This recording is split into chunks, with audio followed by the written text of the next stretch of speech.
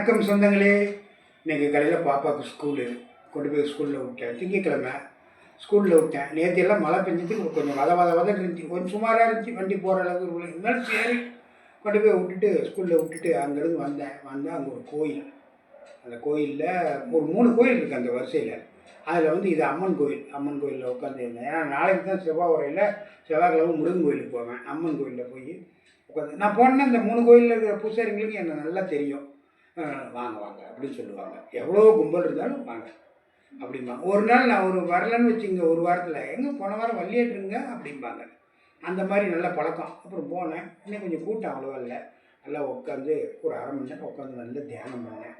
அன்றைக்கி நேராக வீட்டுக்கு வந்தேன். என்னப்பா செஞ்சு வச்சுருங்க அப்படின்னு. தட்டை கழுவுனா இந்த மாதிரி தண்ணியை வடிகட்டிடு, அப்படியே சப்புன்னு போயிடும் சாப்பாடு.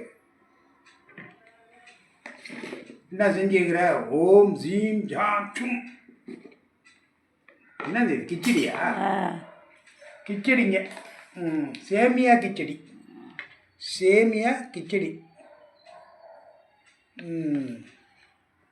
இது ஒரு ட்ரிப்பு எங்கள் மாமியா செஞ்சு கொடுத்தா அப்படிங்க. அதை பிடிச்சிக்கிட்டாங்க அவங்க பொண்ணு. இது போதும் நமக்கு, நீ சாப்பிட்றீங்க. சேமியா கிச்சடி என்னென்ன போட்டிருக்கிற? கேரட்டு, சரி, பீன்ஸு, சரி, உருளைக்கிழங்கு, முட்டைக்கோஸ். உருளைக்கிழங்கு போட்டியா? முட்டைக்கோஸா?